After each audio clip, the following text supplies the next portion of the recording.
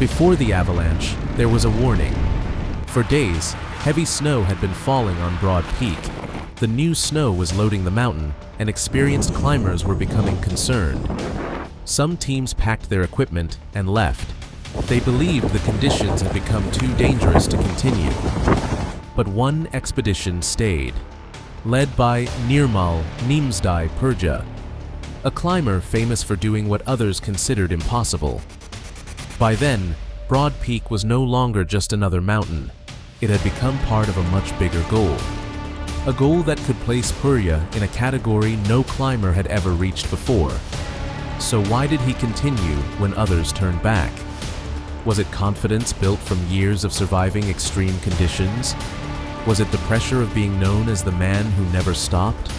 Or was history suddenly close enough to make retreat feel impossible? 5 days later, 10 climbers were caught in an avalanche. But to understand what happened on Broad Peak, we have to go back to the decision that came first, the decision to stay. Before we begin, subscribe to Whispered Truths and leave your condolences for the legendary Nimsdai and all those lost on Broad Peak in the comments. Nirmal Purja had built his reputation on impossible missions. In 2019, he launched Project Possible, an attempt to climb all 14 mountains above 8,000 meters. The previous record had taken more than 7 years. Purja did it in 6 months and 6 days. He later became part of the first team to climb K2 in winter. Every achievement made the next one more difficult to imagine, but it also strengthened a powerful identity. Nimsdai was the climber who continued when others stopped. That reputation can be an advantage in the mountains. It can also become a burden, because when the world expects you to defeat the impossible, turning around may feel like failure, even when it is the correct decision. Broad Peak was not originally part of Purja's 2026 plan. He had traveled to Pakistan to climb Karakoram 2. After completing that ascent, another opportunity appeared. Broad Peak was nearby. Purja was already acclimatized, already in the region, and already moving toward a historic target.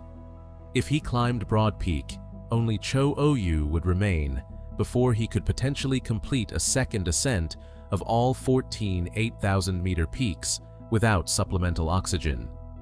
That possibility changed the meaning of the mountain. Broad Peak was no longer simply an expedition. It was a shortcut toward another record. And shortcuts become dangerous when conditions begin to deteriorate. Around July 22nd, heavy snowfall began affecting the region. The snow continued for several days. On a steep mountain, fresh snow can conceal the danger beneath it. It can overload older layers and create unstable slabs capable of breaking loose without much warning.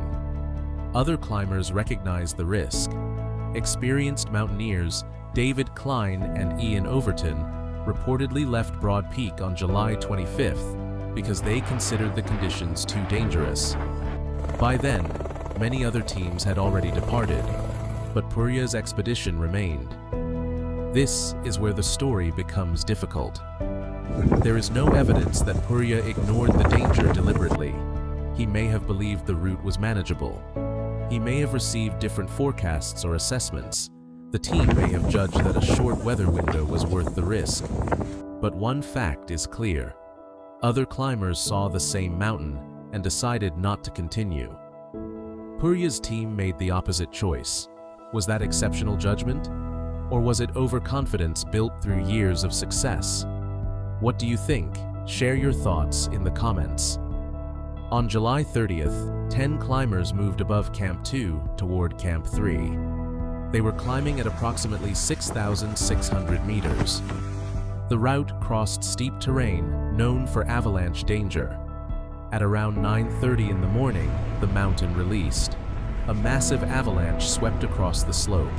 The climbers were carried hundreds of meters downhill. Ropes, equipment, and tracks disappeared beneath the snow. Purja's tracker later showed a rapid descent, evidence of the force that had struck the team. Within seconds, the summit push was over, but the rescue operation was only beginning. After the avalanche, Purja's GPS signal continued transmitting. The signal appeared to move. For a brief time, people wondered whether he had survived. Could he have escaped the main slide? Could the tracker be showing movement from a living climber?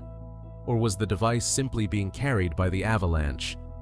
In the mountains, even technology has limits. A GPS signal can show location.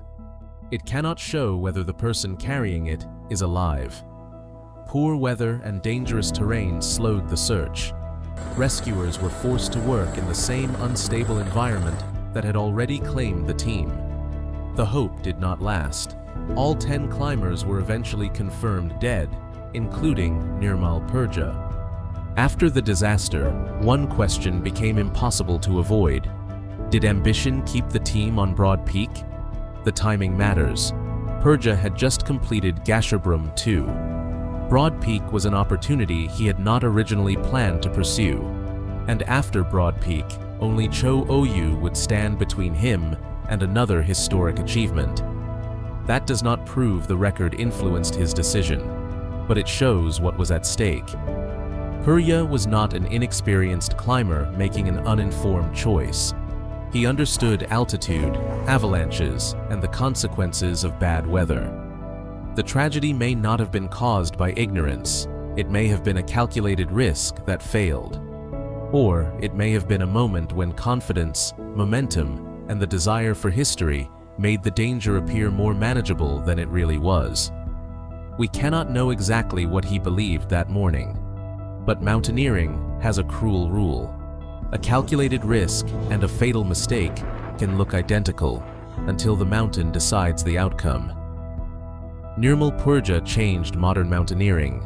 He proved that extraordinary speed, preparation, and determination could break records once thought untouchable. But Broad Peak revealed the limit of even the strongest climber. The mountain had already sent a warning. The snowfall, the unstable route, the climbers who left. Yet the team continued upward. Maybe they believed a weather window had opened. Maybe the opportunity felt too important to abandon. Maybe the avalanche was simply impossible to predict. The evidence does not give us a simple answer.